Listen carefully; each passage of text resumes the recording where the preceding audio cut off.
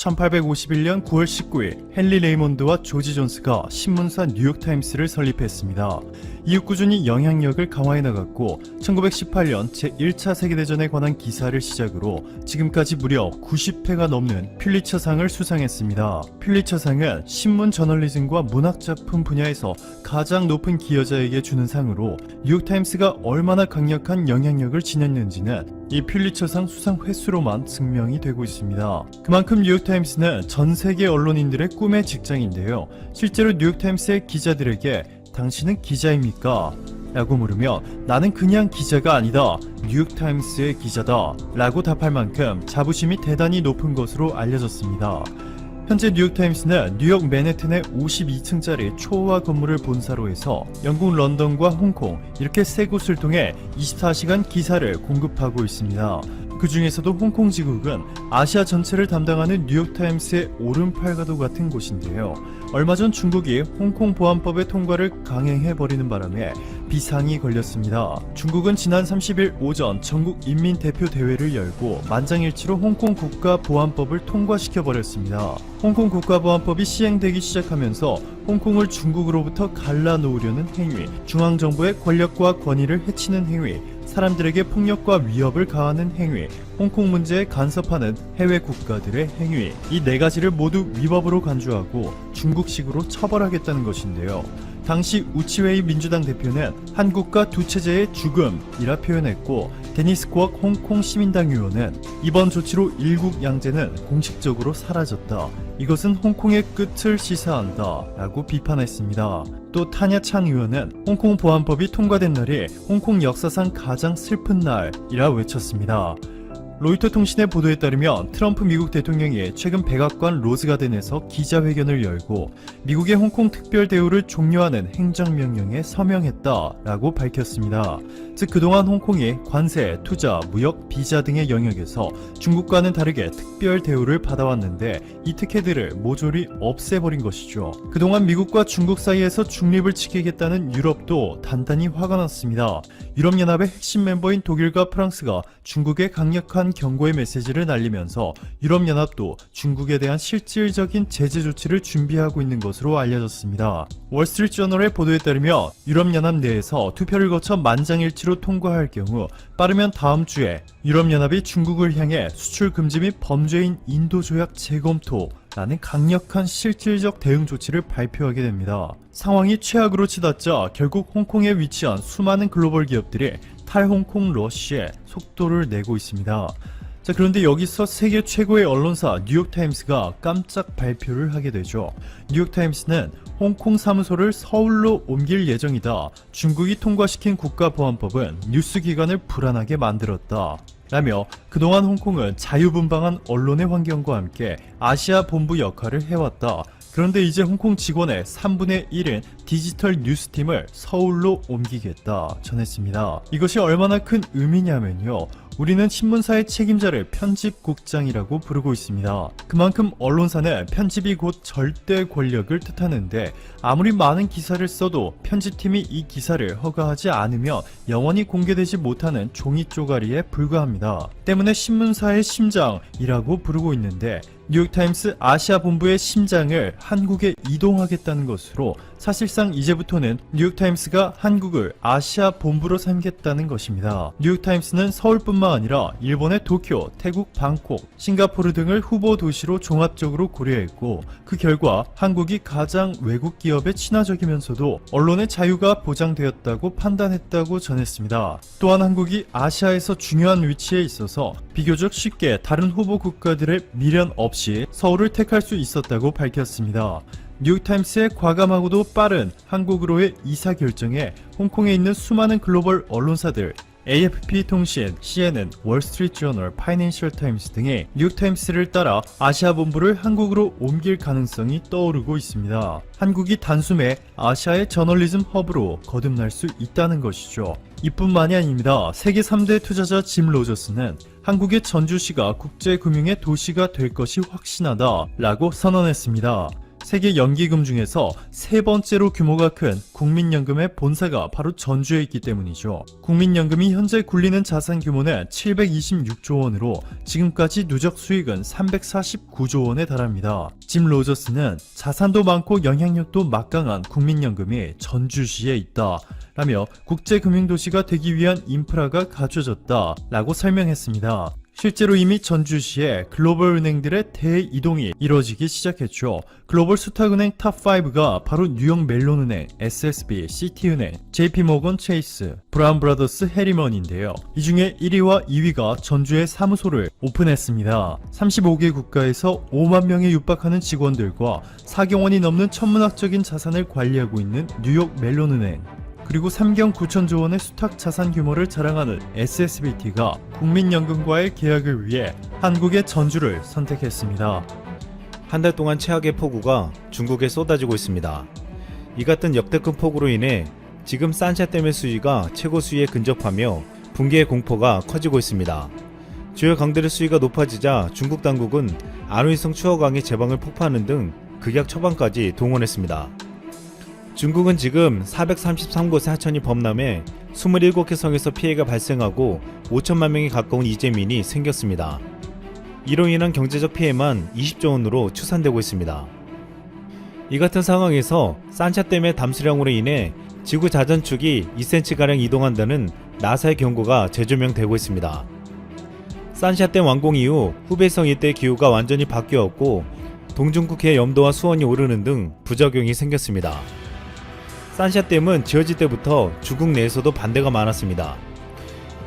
산샤댐의 건설안은 1992년 전국민 인민대표회의에서 통과됐지만 반대와 기권이 33%나 나올 정도로 논란이 되었습니다.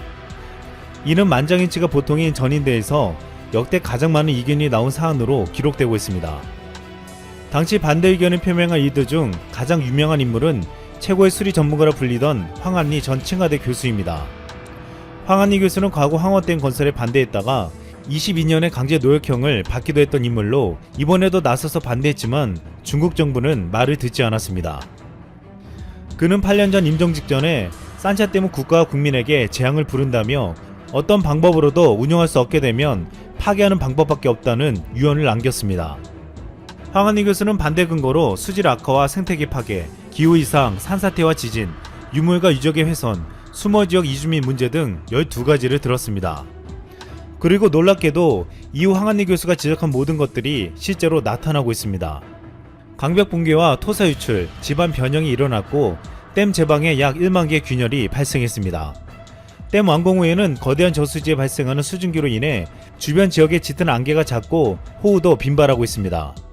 또한 주변 생태계의 변화, 수중 생태계의 변화, 농작물에 대한 영향도 심각해졌습니다. 특히 산샤댐에 투입된 46만 톤의 철근 콘크리트 무게에 막대한 양의 물의 압력이 지각 구조를 변화시키고 지진을 유발할 수 있다고 했습니다. 실제로 최근 산샤댐과 지진, 산사태와 연관성을 의심할 만한 사태가 연달아 발생하고 있습니다. 이런 환경적인 문제가 의심되고 있음에도 불구하고 산샤댐은 중국에게는 세계 최대 수력 발전으로 경제적 이익을 안겨주었습니다. 하지만 이제 역대급 폭우로 인해 이 같은 경제적 이익이 참혹한 결과로 끝날 위기에 몰려 있습니다.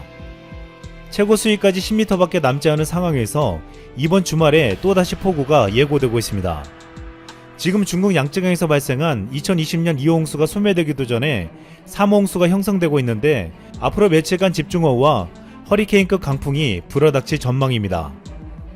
만에 하나라도 산사댐이 무너지면 이창, 우한, 난징, 상하이 등 양쯔강 연안 중국 주요 도시들이 괴멸적인 피해를 입게 됩니다.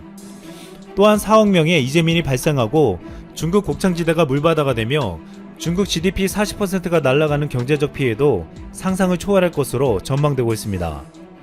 그럼에도 중국 정부는 산샤댐은 폭우에도 100년은 거뜬히 버틸 수 있다며 붕괴 위험 주장은 근거가 없다고 했습니다.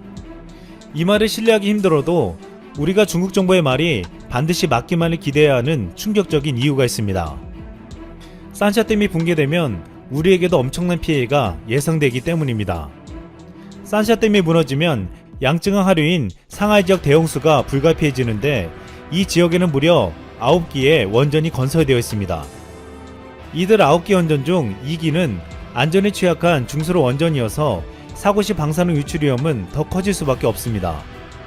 전문가들은 산샤댐이 범람해 이 지역이 침수되면 대형 원전 사고가 우려된다며 일본 후쿠시마 원전이 침수에 의한 원자로 냉각 기능 상실로 벌어졌는데 똑같은 사태가 재현될 수 있다고 경고했습니다.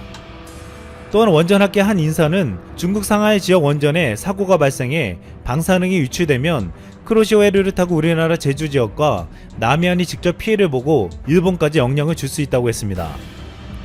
이 같은 충격적인 예측은 우리나라도 산샤댐의 붕괴를 우려하지 않을 수 없고 대비할 수밖에 없는 상황이 되고 있습니다.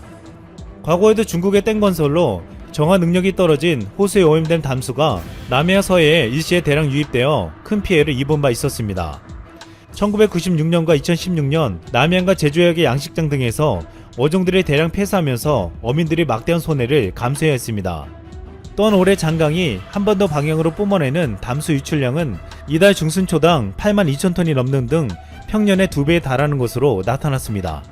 지금 상황은 산샤댐이 붕괴되지 않더라도 중국의 폭우로 인해 한국도 피해를 볼 가능성이 크다는 것입니다. 그런데 이것 말고도 중국이 해안에서 우리에게 큰 피해를 주고 있다는 사실이 알려져 큰 충격을 주고 있습니다. 최근 몇 년 사이 국내 오징어 어획량이 크게 줄어들며 가격이 급등했습니다. 알고 보니 이유는 중국 때문이었습니다. 중국 어선들이 북한 쪽 동해 바다까지 들어와 닥치는 대로 오징어를 잡아 씨를 말려왔던 것입니다. 국제 비영리단체인 글로벌 어업 감시의 과학자들에 따르면 중국 불법 조업 선단이 동해에서 잡아간 오징어는 무려 2년간 16만 톤에 달한다고 했습니다. 시가로 계산하면 4억 4천만 달러, 하나로 약 5,253억 원에 달하는 것으로 추산되었습니다. 이것은 우리나라와 일본의 연간 어획량 합계에 맞먹을 정도로 엄청난 조업량이었습니다. 글로벌 어업 감시는 한국과 일본 수역에서 잡히는 오징어가 2003년 이후 각각 80%와 82%가 줄었다면서 이 같은 어획량 감소는 중국의 불법 조업 때문이라고 지적했습니다. 중국의 이런 불법 조업은 북한 내 외국 어선의 어로 행위가 금지된 터라 유엔 제재 위반에 해당했습니다. 북한의 탄도미사일 발사 실험으로 2017년 유엔 안전보장 이사회에서 채택한 제재 결의는 북한 내 외국의 어로 행위를 금지하고 있기 때문입니다. 북한이 외국에 어로 행위를 허용한 대가로 외화벌이를 할 수 있다는 이유였었습니다. 하지만 중국은 유엔 결의를 따르지 않고 불법적으로 북한 앞바다에서 오징어를 잡았고 이 때문에 식량난 속에서 어획량을 늘려야 하는 북한 어민들은 위험한 작은 목선을 이용해 먼바다로 나가 조업을 할 수밖에 없었습니다. 중국의 불법 조업 선단 때문에 영세한 북한 어민이 더 위험한 먼바다로 밀려난 것입니다. 중국 정부는 수년째 자국 어민의 남획으로 각국 정부와 환경단체 비난을 받아왔습니다. 그럼에도 중국 정부는 아무런 조치를 취하지 않고 있습니다. 이런 와중에 에콰도르 정부가 유네스코 세계 자연유산인 갈라파고스에서 불법 조업을 하는 중국 어선을 혼쭐냈다는 보도가 나왔습니다. 최근 에콰도르는 갈라파고스 제도 인근에서 대규모 중국 어선단을 포착하고 감시 활동을 강화했습니다. 이곳에 250척 이상의 어선이 몰려있으며 대부분 중국 어선이라고 에콰도르 정부는 밝혔습니다. 오스왈도 하린 에콰도르 국방장관은 이 어선들이 만약 넘어온다면 2017년에 발생한 일이 또 일어날 것이다. 배를 압력했다고 엄포를 놓았습니다. 2017년 당시 에콰도르는 갈라파고스 제도 해역을 불법 침범한 중국 선박의 젓발을 압류하고 선원들에게 징역형을 내린 바 있었습니다.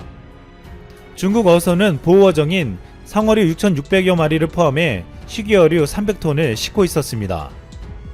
유네스코 세계 자연유산인 갈라파고스엔 고립된 환경 덕에 다양한 희귀 동식물이 서식하는데 로이터 통신은 중국 어선들이 매년 갈라파고스 인근에 나타나 이를 잡아간다고 했습니다.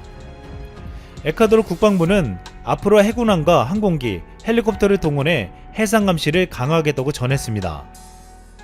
중국은 최근 미국과 극심한 갈등을 겪고 있습니다. 미국 백악관이 24일 중국이 미국의 휴스턴 주재 중국 총영사관을 폐쇄하자 중국은 미국이 미쳤다며 보복을 예고했습니다. 결국 중국도 청두 주재 미국 총영사관 폐쇄를 요구하며 맞불을 놓고 있습니다. 미국은 그동안 텍사스주 휴스턴에 중국 총영사관에서 도를 넘는 스파이 활동이 이루어졌으며 이는 미국 전역에서 가장 심한 수준이었다고 주장했습니다. 마이크 폼페이오 미국 국무장관이 휴스턴 주재 중국 총영사관에 대해 중국의 스파이 활동과 지식재산권 절도의 중심지라고 말했습니다.